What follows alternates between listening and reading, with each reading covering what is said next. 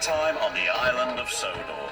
Holidaymakers come from far and wide to enjoy the beauty of the island. It's the busiest time of the year for the Fat Controller's engines.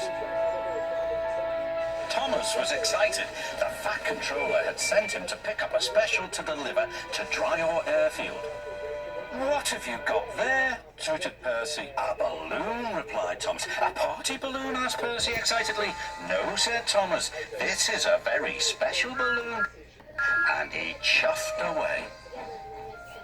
Soon, Thomas arrived at the airfield.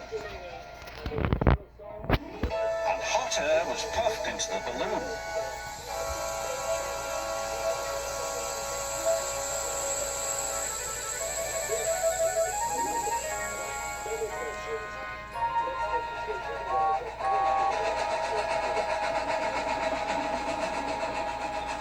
"What is that?" puffed James.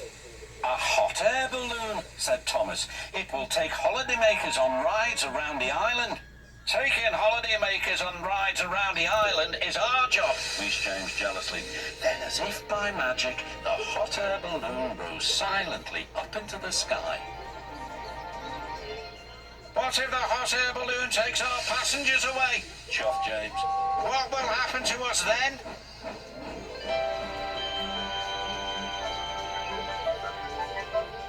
This made Thomas worry. Suddenly, he wasn't so excited about the balloon. The balloon could be seen by everyone on the island of Sodor. Duck gazed at it for so long, he ran into the back of Stepney. "Why, 'tis a floating basket with folk in it," said Donald. "Whatever will they dream up next?" said Douglas. James and Thomas were waiting at the level crossing. They were still worried about the hot air balloon. "If it takes our passengers away," chuffed Thomas, "there'll be no use for us engines." "Passengers should travel on trains," huffed James, "not in silly balloons." And something big and round and red drifted straight towards them.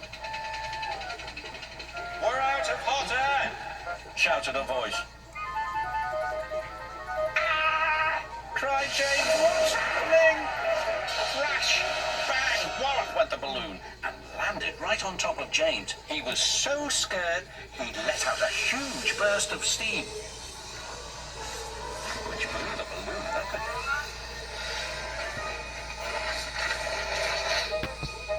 The balloon rose into the air once more. "Well done, James," called his driver. "Your hot air did the trick." "Oh, no, James," cried Thomas. "You saved the hot air balloon." "I didn't mean to," groaned James. "Now it's sure to take our passengers."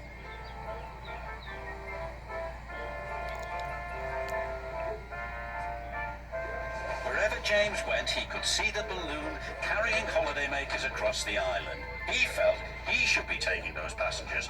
Rails are better than hot air any day. James arrived back at the station.